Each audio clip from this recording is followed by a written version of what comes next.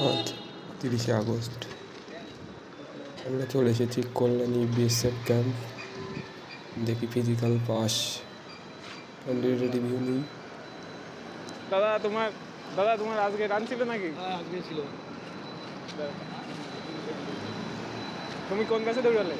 আমার 7 নম্বর কাছে 9 নম্বর ব্লক ছিল, 10 নম্বর কাছে রান করিল। সবাই বলছে যে নাকি রাস্তা খুব খারাপ, তাই রাস্তা খুব খারাপ না, রাস্তা ভালোই।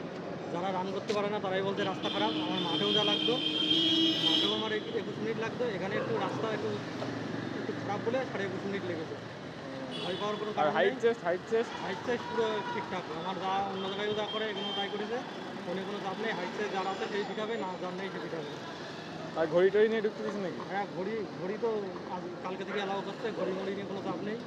ঘড়ি অ্যালাউ করছে, কিন্তু গেটে ঢোকার সময় একটু পকেটে করে নিয়ে গেলে ভালো হয়।